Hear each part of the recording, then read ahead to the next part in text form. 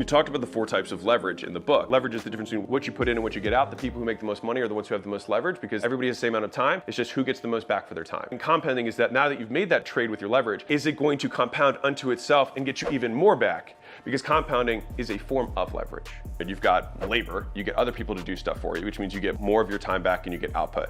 Above that, you've got capital. So people give you money, you invest the money that other people give you, and you get leverage by extension. The last 2 levels are code, so you got software, and media. So if you think about this, you make a piece of code and then 10 million people can use it, that's leverage. You put one-time investment, you get infinite on the other side. With media, it's the same way. If I take however much time it takes me to make this video, one person, 1 million people, 100 million people can see this video, which is what gives it leverage. But when I saw that, that was what made everything click for me as to why these people were getting these crazy numbers when they had, like I had heard Kylie had a team of 7 and she was doing 200 million a year. I was like, team of 7, and it was because she had a compounding leverage vehicle built within her business. And that was when I looked at my own businesses at the time and realized I had nothing that compounded, nothing. I almost became dissatisfied with the business that I had because I realized that whatever I wanted to do next, I wanted to have a compounding vehicle, something that multiplies unto itself over and over again. So Warren Buffett could build Berkshire Hathaway because the money itself compounds and compounds and compounds. And on a long enough time horizon, when you keep rolling the snowball, after you do that for 40, 50 years, you have a big fucking snowball. You have to unlock one of those 4 types of leverage. And so when I looked at that pyramid, I was like, well, I understand the leverage of labor, so I've got that. I'm now in a position where I have capital that I can deploy. Now, I don't have other people's capital because that's not what I want to do with my life right now. But when I looked at software and media, I was like, given my skills, etc., I could be better at the media side than I could at the code side. But I still wasn't there yet. I looked at these people that are ultra famous and I was like, well, I'd still rather be anonymous because they've got all these stalkers and weirdos. Hey, good morning, Kanye.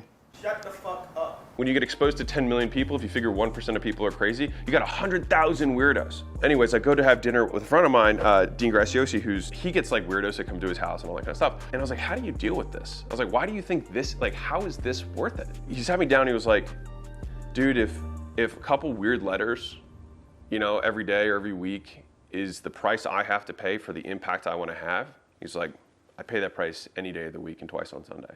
And there was just like this pause when he said it, between when he said it and he looked at me, and I just felt like it hit me because I was like, God, I'm being such a pansy. I want to make real business education available to everyone. If I say that that's what I actually want to do, then I need to match my actions to that.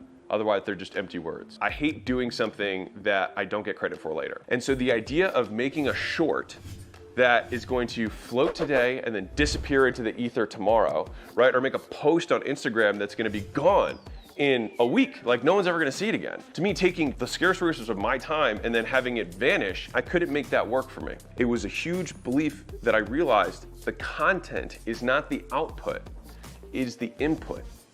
The output is the audience, and the audience is what compounds. The audience is what sticks. You're gathering the scarce resource, and the audience is the thing that pumps attention over and over again. You've got Mr. Beast. I think he opened up a restaurant in a local area and had 10,000 people show up at a local restaurant. I don't think people realize that he's 24 and media compounds. I will make a prediction that he will be a centibillionaire. Not just a billionaire, but a centibillionaire. And so becoming a master of media is a huge way of creating leverage. Because if Kylie can just point, or Mr. Beast can just point, and then you have 100 million people who buy anything, you have a $1 billion plus company. But once that shifted in me, I'd stop seeing it as a waste because I thought if I got one more person who's gonna see this short or see this long or see this post or see this tweet or see this whatever, that was the point. The reason Huda, The Rock, Conor McGregor, Kylie were able to translate their attention into money, one, they spent a long time building it, right? And amassing that attention because they knew that the moment they did decide to monetize it, it was right there.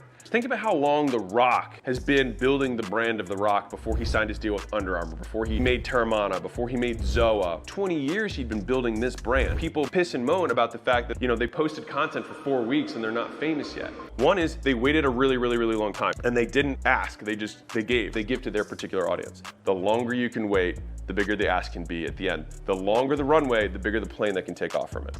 The next thing is that the thing they chose to monetize from was on brand. This is something that their audience already dug. The Rock signing the deal with Under Armour makes complete sense because fitness is a core part of his brand. It's about drive, it's about power. We stay hungry, we devour. Like all of that is something